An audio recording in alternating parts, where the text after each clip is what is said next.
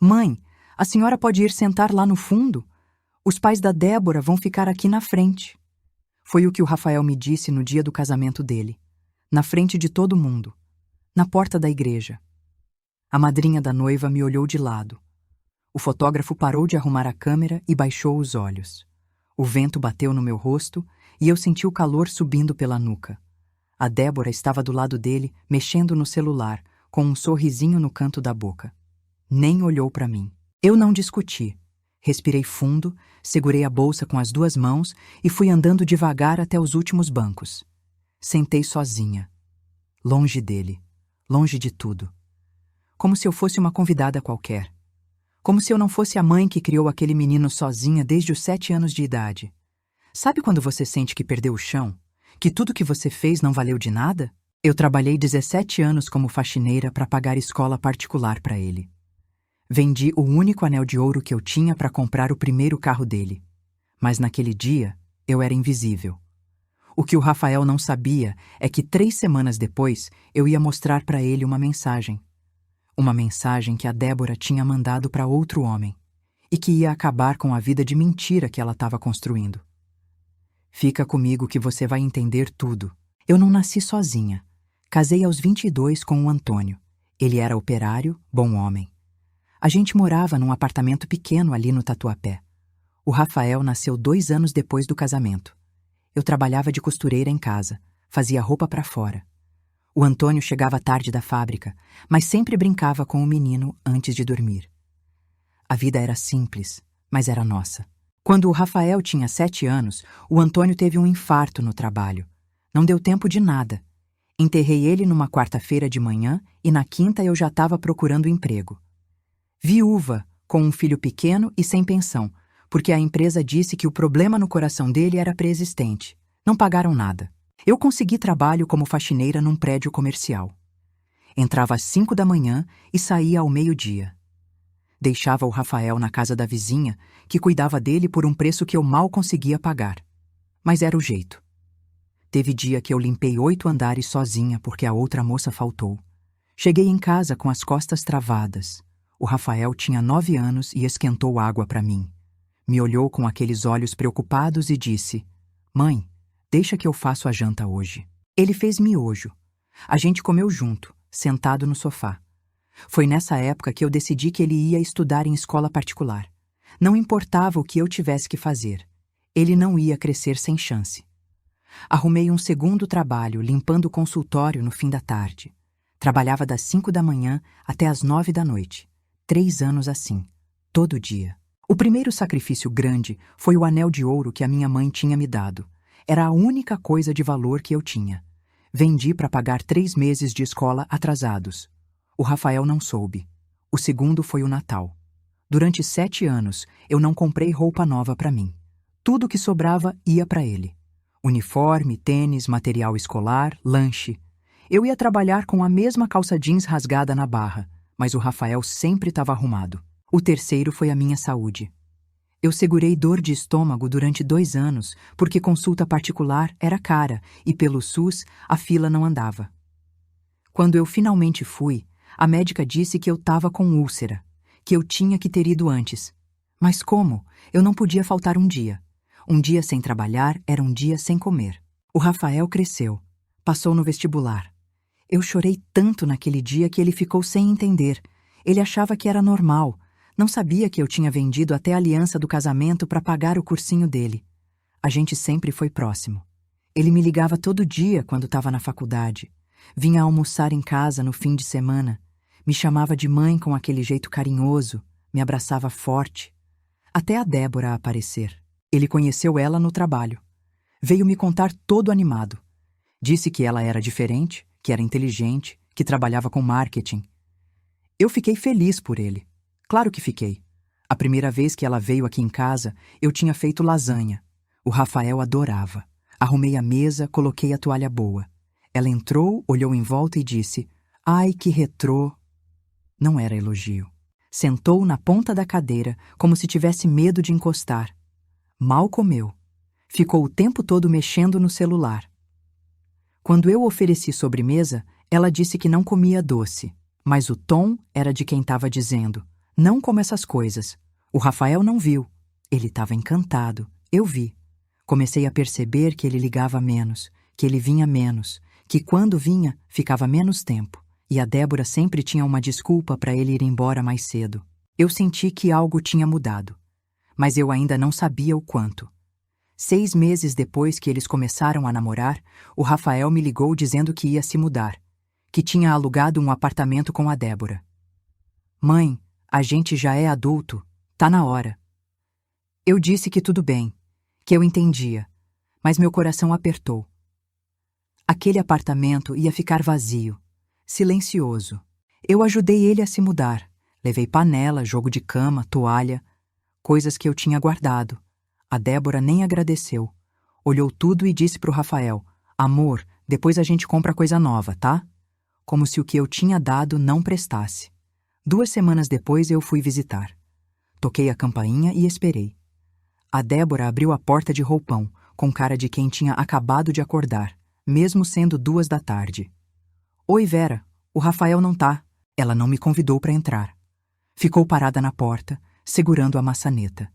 Eu disse que tinha trazido marmita, que era estrogonofe, que ele gostava. Ah, obrigada, mas a gente tá fazendo dieta. Pode deixar aí que depois eu vejo. Ela pegou a marmita, colocou no chão do lado de dentro e fechou a porta. Eu fiquei ali no corredor, olhando para a porta fechada. Respirei. Desci as escadas devagar. No dia seguinte, o Rafael me ligou. Disse que tinha adorado o estrogonofe. Mas eu sabia que a Débora tinha jogado fora. Eu sentia. Foi nessa época que eles começaram a planejar o casamento. Eu só soube porque o Rafael comentou de passagem. Disse que eles tinham ido ver buffet. Eu perguntei se precisava de ajuda. Ele disse que não, que a Débora estava cuidando de tudo, que a família dela tinha mais condição. Eu ofereci o que eu podia. Disse que tinha guardado dinheiro, que queria pagar alguma coisa. Não precisa, mãe. Fica tranquila. Mas não era sobre dinheiro. Era sobre eu fazer parte. Era sobre eu ser a mãe dele. 3 meses antes do casamento, a Débora marcou reunião com a família para decidir os detalhes. Eu não fui chamada. Descobri porque encontrei a mãe dela no mercado. Ela me cumprimentou, toda simpática, e comentou: Ai, que reunião boa a gente teve domingo, né? Decidimos tanta coisa. Eu sorri e disse que sim, mas eu não tinha ido. Eu nem sabia que tinha havido reunião. Quando confrontei o Rafael, ele disse que foi engano, que a Débora tinha esquecido de me avisar, que era muita gente, muita informação. Eu deixei passar, mas comecei a anotar. Anotei a data, o nome da reunião, a desculpa dele. 1 semana depois, eu fiz um bolo de cenoura. Levei lá no apartamento. Dessa vez, o Rafael abriu a porta. Oi, mãe, entra. Entrei. A Débora estava no sofá, assistindo série. Nem olhou. Eu mostrei o bolo. O Rafael ficou feliz. Disse que ia comer depois do jantar. Cortou um pedaço para experimentar na hora. Elogiou. A Débora levantou, veio até a cozinha e disse: Rafa, você sabe que está evitando açúcar, né? Não sei por que sua mãe insiste em trazer essas coisas. Ele ficou sem graça. Guardou o bolo. Me olhou sem saber o que dizer. Eu disse que tudo bem, que era só um carinho, que podia congelar.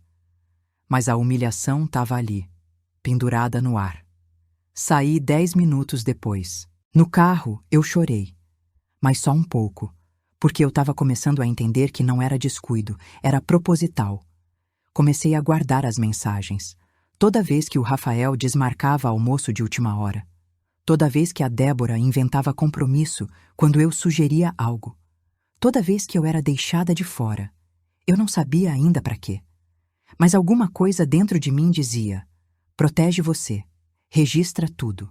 1 mês antes do casamento, eu perguntei para o Rafael se precisava de ajuda com alguma coisa. Ele disse que não, que estava tudo encaminhado. Eu insisti, disse que queria me sentir útil, que era o casamento do meu filho. Ele suspirou e disse: Mãe, a Débora pediu para a senhora não se preocupar com nada, só aproveitar o dia. Traduzindo: fique quieta no seu canto. Eu fiquei, mas eu estava vendo tudo e guardando tudo. Foi 2 semanas antes do casamento que o Rafael me ligou. Era meio-dia. Voz estranha, apressada. Mãe, eu preciso te pedir uma coisa. É urgente. Meu coração disparou. Pensei em acidente, em doença. Perguntei o que tinha acontecido. A gente tá com um problema no cartão. A compra do buffet foi negada e eles vão cancelar se não pagar até amanhã. São 8.000 reais. Eu tinha aquele dinheiro. Era tudo que eu tinha guardado em 13 anos. Tava numa poupança que eu nunca mexi. Era para emergência. Para se eu ficasse doente, para se eu precisasse de alguma coisa grave. Rafael, mas como que foi negado? Vocês não tinham acertado tudo? Mãe, foi problema do banco deles. A Débora tá desesperada. Eles vão cancelar tudo. A gente paga a senhora de volta em 2 meses, prometo. Eu respirei fundo. Pensei, era o casamento do meu filho. Tá bom, eu vou no banco agora. Fui. Retirei os 8.000. Transferi para a conta dele naquele mesmo dia. Ele agradeceu rápido e desligou. Eu fiquei olhando para o extrato. 0,47 centavos. Era o que tinha sobrado na minha conta. 2 semanas se passaram. O casamento aconteceu. A humilhação na igreja, tudo. 3 dias depois do casamento, eu estava no Facebook. Não costumo entrar muito, mas estava procurando as fotos da cerimônia. Foi quando eu vi o post da Débora. Ela tinha postado foto de uma bolsa. Bolsa de marca. Cara, dourada. A legenda dizia: presente de casamento para mim mesma. Mereci. 8.500 reais. O preço estava na etiqueta que aparecia no fundo da foto. Meu estômago revirou. Cliquei no post. Estava marcado como publicado 2 dias antes do casamento. 2 dias antes dele me pedir o dinheiro. Eu respirei. Fechei o aplicativo. Abri de novo. Tirei print. Salvei. Liguei para o Rafael naquela noite. Perguntei se estava tudo bem, se tinham conseguido resolver o problema do buffet. Ah, sim, mãe. Foi só um susto. Deu tudo certo. E o dinheiro? Vocês vão conseguir me devolver mês que vem? Ele demorou para responder. Mãe, a gente tá meio apertado agora. Dá para a senhora esperar mais um pouco? Eu disse que sim, que não tinha problema. Mas tinha. Comecei a prestar atenção. Fui no Instagram da Débora. Ela tinha postado mais coisas, jantar em restaurante caro, sapato novo, perfume importado, tudo depois do casamento. Tirei print de tudo. 2 semanas depois, eu encontrei a vizinha deles no elevador do prédio. A gente conversou. Ela comentou que tinha visto eles voltando com um monte de sacola. Ai, Vera, sua nora adora comprar roupa, né? Toda semana tem sacola nova. Eu sorri. Agradeci a informação. Quando cheguei em casa, abri uma pasta no computador. Coloquei tudo lá. Os prints, as datas, o comprovante da transferência dos 8.000, a conversa com o Rafael. Eu não sabia ainda o que ia fazer, mas eu sabia que não podia deixar passar. Mais um mês. O Rafael não tocou no assunto do dinheiro. Eu também não. Até que um dia eu estava passando na frente de uma joalheria e vi ela lá dentro, experimentando aliança. Aliança de diamante. O vendedor mostrava o preço. Dava para ver pela vitrine. 12.000 reais. Ela sorriu. Acenou que sim. O Rafael estava do lado, mexendo no celular. Eu me afastei antes que eles me vissem. Voltei para casa. Abri a pasta de novo. Anotei. Joalheria, data, horário, valor da aliança. Foi nesse dia que eu decidi. Não ia mais esperar ele me devolver. Não ia mais acreditar em desculpa. Eu ia agir. O casamento foi num sábado. Igreja pequena, mas bonita. Decoração cara. Flores brancas em tudo. Eu cheguei cedo. Tinha escolhido um vestido azul marinho. Simples, mas era o melhor que eu tinha. Passei a semana inteira pensando no que vestir. Queria estar bonita para o meu filho. Quando cheguei na porta da igreja, o Rafael estava lá com a Débora. Ela de branco, cabelo preso, buquê na mão. Ele de terno cinza. Foi quando ele me pediu para sentar no fundo, na frente de todos, como se eu fosse qualquer pessoa. Eu fui. Sentei sozinha, nos últimos bancos, do lado esquerdo. A família da Débora ocupava as primeiras 3 fileiras. Parentes, amigos, gente bem vestida, tirando foto, rindo, tudo iluminado, tudo feliz. Eu estava no escuro, literalmente. A luz não chegava direito lá atrás. A cerimônia começou. Eles entraram. Todo mundo levantou. Eu também levantei, mas ninguém olhou para trás. Ninguém viu que eu estava ali. Quando o padre pediu para sentar, eu sentei. E foi nessa hora que percebi. Não tinham guardado lugar para mim na frente. Não tinha flor reservada para mim. Não tinha nada com o meu nome. Mãe do noivo. Eu era a mãe do noivo, mas era como se eu não existisse. A cerimônia seguiu. Votos, aliança, beijo, aplausos. Eu bati palma também, mas com o coração apertado. Na saída da igreja, todo mundo se aglomerou para tirar foto. Eu esperei na lateral. Achei que o Rafael ia me chamar, que ia querer tirar foto comigo. Não chamou. Ele foi direto pro carro de noivos, a Débora do lado, a família dela em volta. Flash, sorriso, arroz. Eu fiquei parada, segurando a bolsa. Uma das madrinhas passou por mim e disse: "A senhora é mãe de alguém?" Eu disse que sim, que eu era mãe do noivo. Ela ficou sem graça. Pediu desculpa. Saiu rápido. A festa foi num buffet a 10 minutos da igreja. Eu fui no meu carro, sozinha. Quando cheguei, a recepcionista me pediu o convite. Eu mostrei. Ela olhou a lista e disse: mesa 17, mesa 17, no canto, perto da cozinha, longe de tudo. Sentei. A mesa estava vazia, não conhecia ninguém.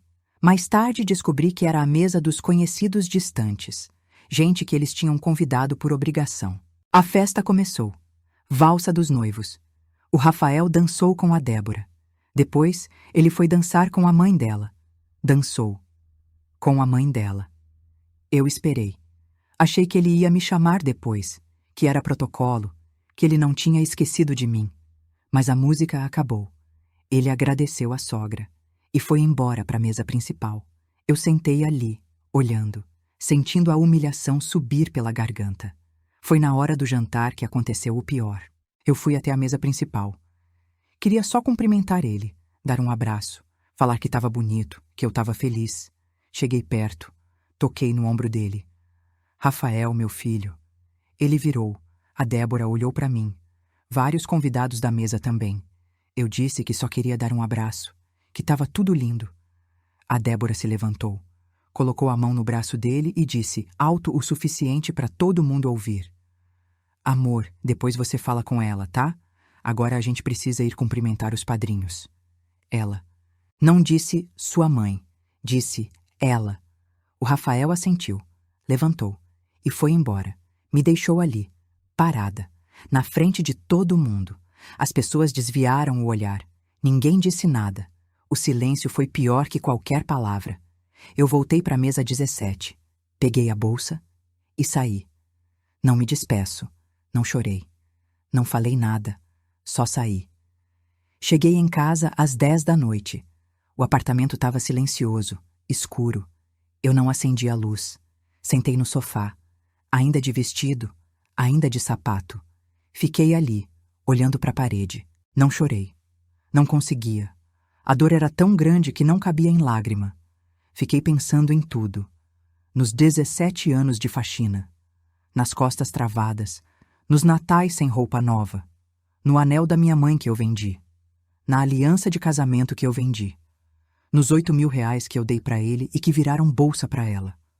Pensei na frase: depois você fala com ela. Ela. Eu não era mais mãe. Eu era ela. Fiquei ali até meia-noite. Depois, levantei. Tirei o vestido. Tomei banho. Demorado. Deixei a água quente cair nas costas até a pele ficar vermelha. Quando saí, me olhei no espelho. Eu tinha envelhecido. Rugas que eu não tinha visto antes. Cabelo mais branco. Olheiras fundas. 59 anos. Sozinha. Humilhada. Esquecida. Mas viva. E foi nessa hora que alguma coisa mudou dentro de mim. Não foi raiva. Não foi ódio. Foi clareza. Eu não ia aceitar. Não ia engolir. Não ia fingir que estava tudo bem. Fui até o armário do quarto. Abri a gaveta de baixo. Lá no fundo tinha uma caixa de sapato velha. Era onde eu guardava documento importante. Tirei a caixa. Coloquei em cima da cama. Dentro tinha certidão de nascimento do Rafael, histórico escolar dele, diploma, recibos de mensalidade que eu tinha guardado, fotos antigas e uma pasta plástica onde eu tinha começado a guardar as provas. Abri a pasta. Lá estava tudo. Os prints do Instagram da Débora, a bolsa de 8.500, os jantares caros, as roupas, o comprovante da minha transferência dos R$ 8.000, a anotação sobre a joalheria, as mensagens do Rafael desmarcando o almoço, as datas das reuniões que eu não fui chamada. Peguei um caderno, sentei na cama e comecei a organizar. Fiz uma linha do tempo, coloquei data em tudo, desde o dia que a Débora apareceu até o dia do casamento. Anotei cada humilhação, cada exclusão, cada mentira. Calculei o valor que eu tinha dado para o Rafael ao longo da vida. Não era cobrança, era registro. Escola particular, R$ 140.000 em mensalidades. Cursinho, 12.000. Faculdade, ajuda de custo mensal durante 4 anos, mais de 30.000. Carro, 15.000. Móveis do apartamento dele, 4.000. Empréstimo para o casamento, 8.000. R$ 209.000. Eu não queria o dinheiro de volta. Eu nunca quis. Filho não é investimento, mas eu precisava que ele soubesse, que ele visse, que ele entendesse quem eu era e o que eu tinha feito. Fechei o caderno. Respirei fundo. Peguei o celular. Entrei no Facebook da Débora de novo. Ela tinha postado foto do casamento. Estava marcada em várias. Sorrisos, abraços, família feliz. Eu não estava em nenhuma foto. Fui até a lixeira do meu e-mail. Procurei. Encontrei. Um e-mail antigo que o Rafael tinha me mandado 3 anos atrás. Dia das Mães. Ele tinha escrito: Mãe, obrigado por tudo. Você é a pessoa mais importante da minha vida. Eu te amo. Salvei o e-mail. Coloquei na pasta. Depois fui até o computador. Criei uma pasta digital. Passei tudo para lá. Escaneei os recibos. Organizei por data. Por tipo.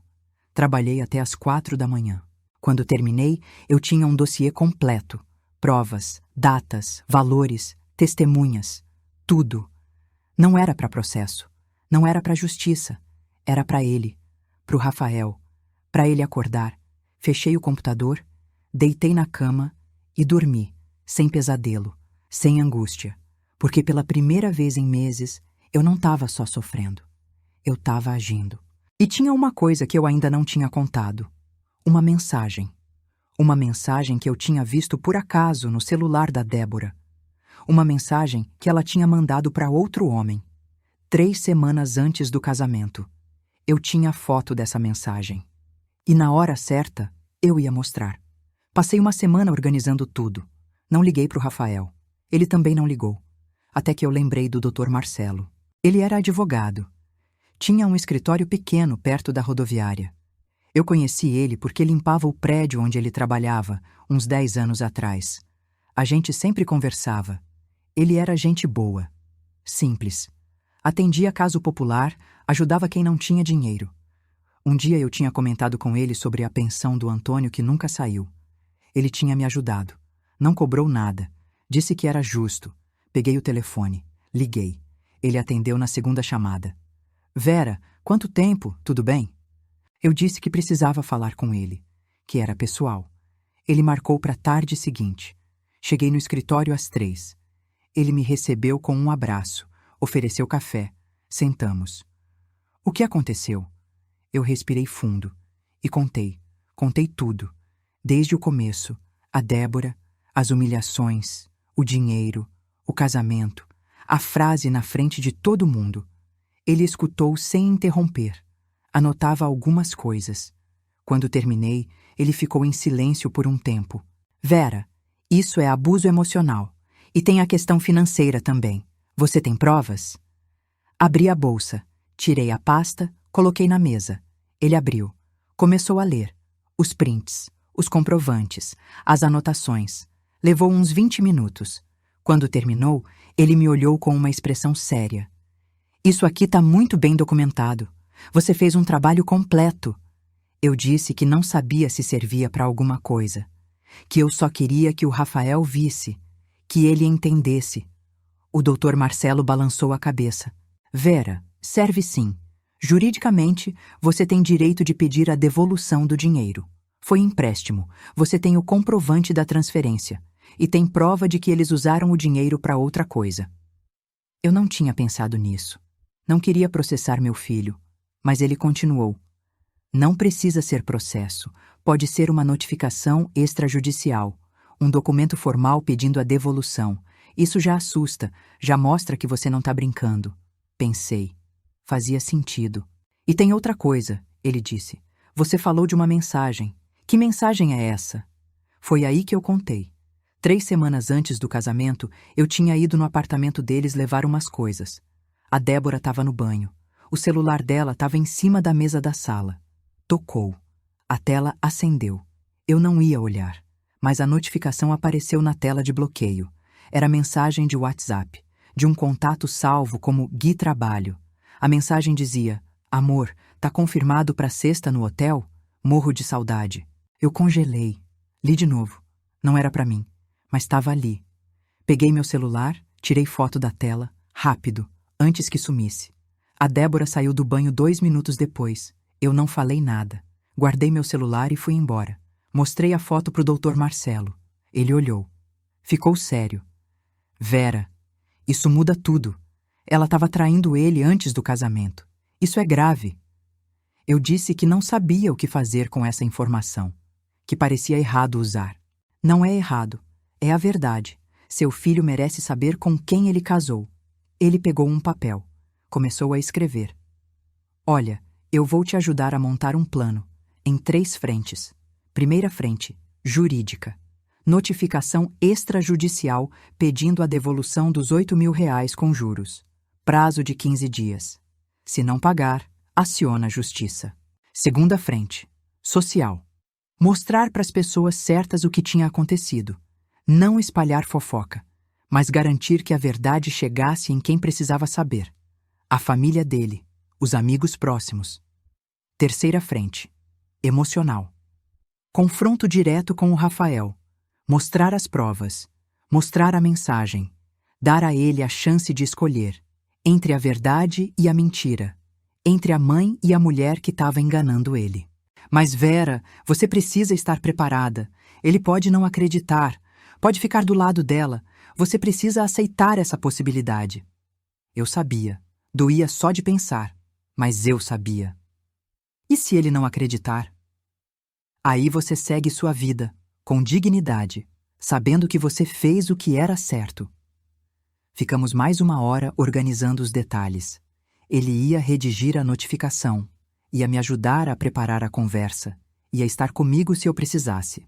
Quando saí do escritório, já era noite. Mas eu me sentia diferente, mais firme, mais forte.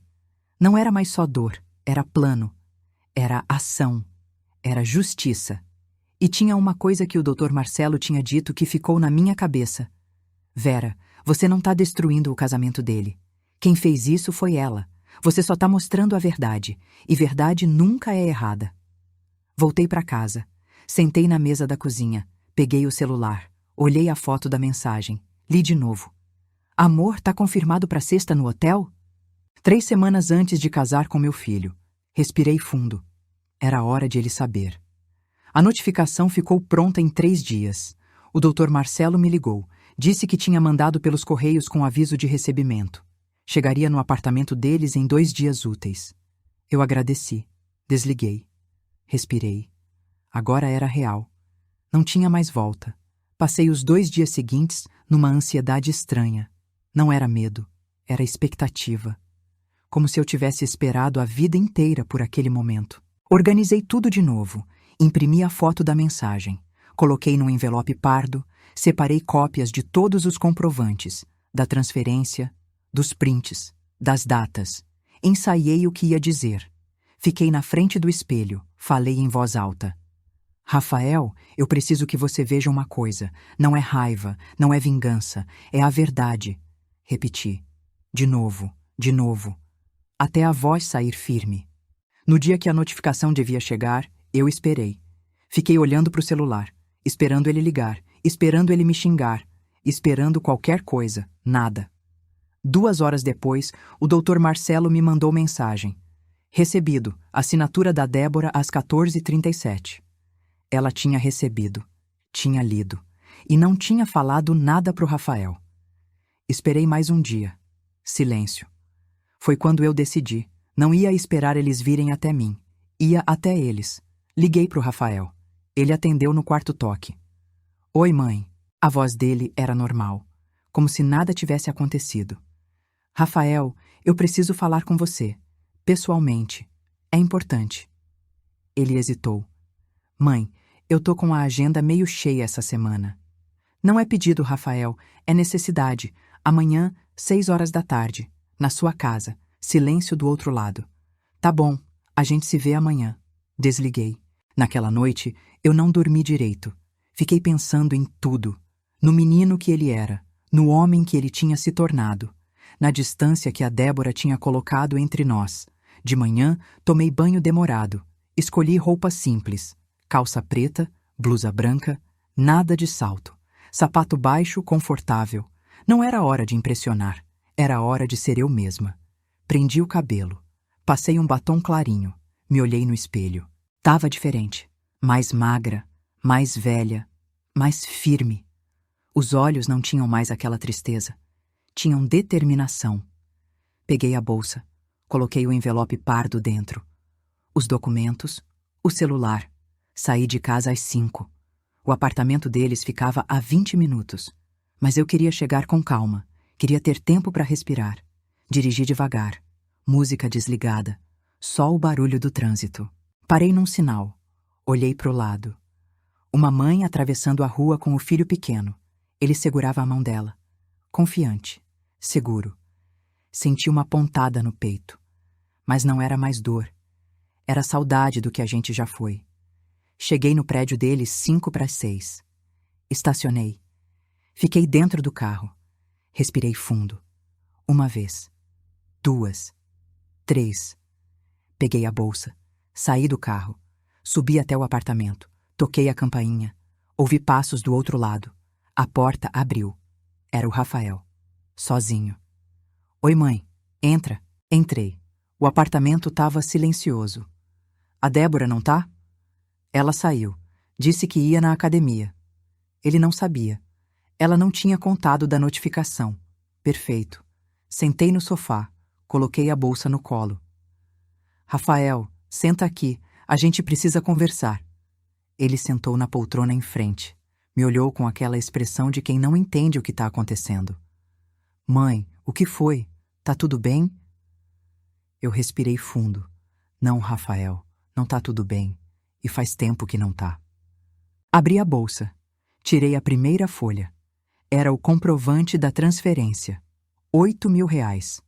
Coloquei na mesinha de centro entre nós. Você lembra disso? Ele olhou. Pegou o papel. Lembro. O dinheiro do buffet. Mãe, eu já te falei que a gente vai te pagar. Não era pro buffet, Rafael.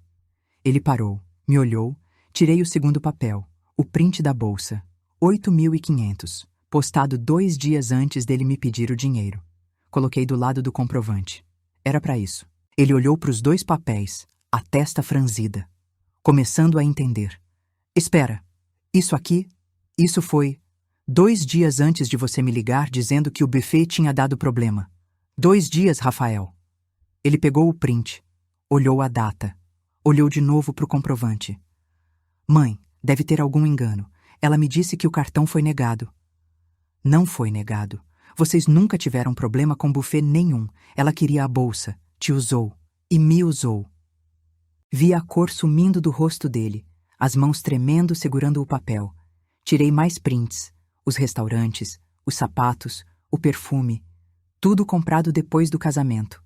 Enquanto eu esperava o dinheiro de volta, coloquei tudo na mesa, um por um. Enquanto você me dizia que estava apertado, ela estava gastando. Com o meu dinheiro, Rafael. Com o dinheiro que eu juntei em 13 anos limpando o chão. Ele não falava nada, só olhava, os olhos indo de um papel para o outro. Mãe, eu não sabia. Eu sei que você não sabia, porque ela não te contou. Assim como ela não te contou outras coisas. Peguei outra folha. Era a anotação das reuniões de casamento que eu não fui chamada. As datas, os horários, testemunhas. Eu não fui chamada para nenhuma reunião de planejamento do seu casamento. Nenhuma, Rafael. Sua sogra sabia. Os padrinhos sabiam. Eu descobri por acaso. A voz dele saiu baixa. Mãe, foi mal entendido. A Débora disse que... A Débora mentiu. Ele ficou quieto. Tirei mais um papel. A lista das humilhações, datas, lugares, testemunhas. Ela me impediu de te ver. Me tratou como empregada, me excluiu da sua vida aos poucos, e você deixou. Isso doeu nele. Vi pelo jeito que ele baixou a cabeça. Eu não percebi, mãe. Eu juro que não percebi. Eu sei, porque você estava cego, apaixonado. Eu entendo. Mas agora você vai ver. Peguei outro papel. A conta. 209 mil reais. Tudo que eu tinha investido nele durante a vida. Escola, cursinho, faculdade, carro, apartamento. Ele leu. Ficou pálido. Mãe, eu nunca pedi para você. Eu sei. Eu fiz porque eu quis. Porque você é meu filho. Porque eu te amo. Mas você precisa saber o que eu abri mão para te dar tudo isso. Mostrei os recibos do hospital. A úlcera que eu deixei sem tratar. As consultas que eu não fui. A roupa que eu não comprei. Eu trabalhei doente. Eu segurei dor. Eu vivi com o mínimo, para você ter o máximo. A voz dele saiu embargada. Mãe, para, por favor. Não, você vai ouvir tudo. Você me deixou sentada no fundo da igreja no seu casamento, Rafael. No fundo, como se eu fosse ninguém. Ele levantou o rosto, os olhos vermelhos. Mãe, eu não pensei. Foi a Débora que organizou os lugares. Exatamente, foi ela. E você não questionou. Você dançou com a mãe dela e não dançou comigo. Você me tratou como ela, na frente de todo mundo. Ele passou a mão no rosto. Respirou fundo. O que você quer, mãe? Que eu peça desculpa? Eu tô pedindo. Eu errei. Eu devia ter prestado mais atenção. Não é só desculpa, Rafael. É você entender com quem você casou. Foi aí que tirei o envelope pardo. Ele olhou pro envelope. Depois para mim. O que é isso? É a verdade. Abri o envelope. Tirei a foto. A tela do celular da Débora. A mensagem do Gui Trabalho. Amor, tá confirmado pra sexta no hotel? Morro de saudade. Entreguei pra ele. Ele pegou. Leu. Leu de novo. Ficou paralisado. Isso é... Quando foi isso? 3 semanas antes do casamento de vocês. O papel tremeu na mão dele. Como você... Onde você conseguiu isso? Eu vi no celular dela. Por acaso. Eu estava na casa de vocês. Ela estava no banho. O celular tocou. A mensagem apareceu na tela. Eu fotografei. Ele levantou. Começou a andar de um lado para o outro. A respiração acelerada. Não, não pode ser. Deve ter alguma explicação. Deve ser colega de trabalho. Rafael abre os olhos. Amor? Hotel? Saudade? Que colega de trabalho fala assim? Ele parou. Segurou a foto com as 2 mãos. Olhou para mim com uma expressão de quem está se afogando. Por que você não me mostrou isso antes? Porque você não ia acreditar. Você estava cego por ela. Mas agora, com tudo isso, apontei para os papéis espalhados na mesa. Você não tem mais para onde correr. Ele sentou de novo. Afundou na poltrona. A foto ainda na mão. Fiquei em silêncio. Deixei ele processar. Deixei a verdade entrar. Depois de um tempo, ele falou. A voz fraca. Tem mais alguma coisa? Tirei a última folha. A notificação extrajudicial. A Débora recebeu isso ontem.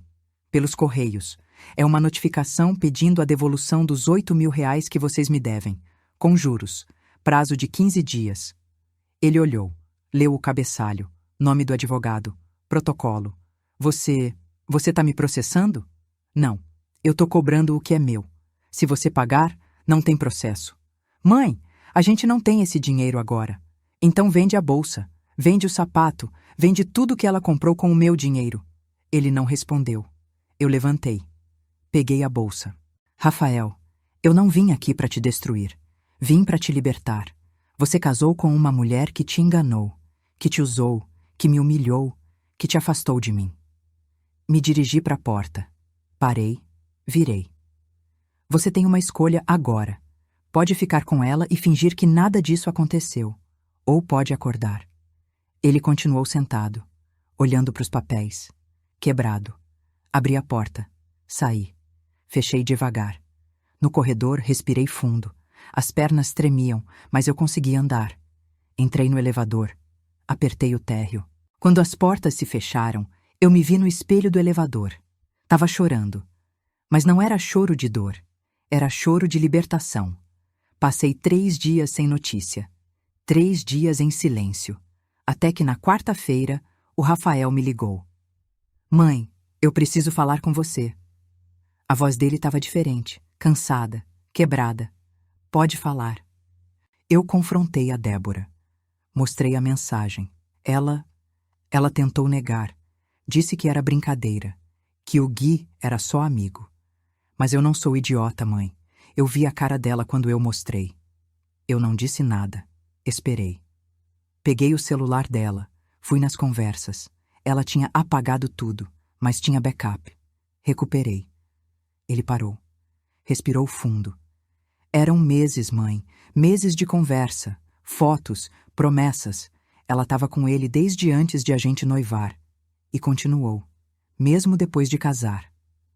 A voz dele quebrou. Eu senti vontade de abraçar ele. Mas fiquei firme. E agora? Eu terminei. Pedi para ela sair do apartamento.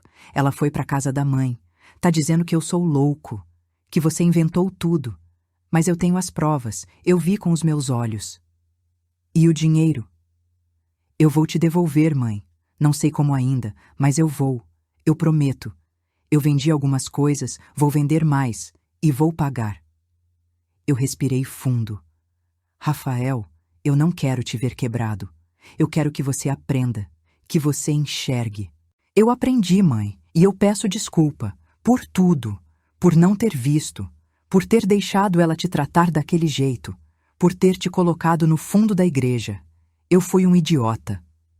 A voz dele saiu embargada de novo. Eu não mereço você, mãe. Eu não mereço nada do que você fez por mim. Foi aí que minha voz saiu mais firme.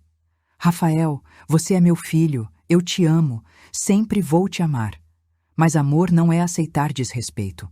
Amor também é limite. Eu sei, mãe, eu sei. A gente ficou em silêncio. Um silêncio diferente. Não era distância. Era compreensão. Posso ir te ver? Eu pensei. Não era hora ainda. Daqui a uma semana. Me liga daqui a uma semana. A gente conversa com calma. Tá bom, mãe? Obrigado. Desliguei. 2 semanas depois, o Rafael apareceu na minha casa. Trouxe flores, crisântemos brancos, as mesmas que eu sempre gostei. A gente conversou, de verdade, sem pressa, sem telefone, sem interrupção. Ele me contou que a Débora tinha espalhado para todo mundo que eu era louca, que eu tinha inventado história, mas que os amigos próximos dele tinham visto as provas e tinham acreditado nele. A família dela me odeia agora. Dizem que eu abandonei ela, que fui influenciado por você. E você se importa? Ele pensou. Não, não mais. Ele me deu um envelope. Tinha 3.000 reais dentro. É o que eu consegui juntar até agora. Vendi o som do carro, umas coisas que eu tinha.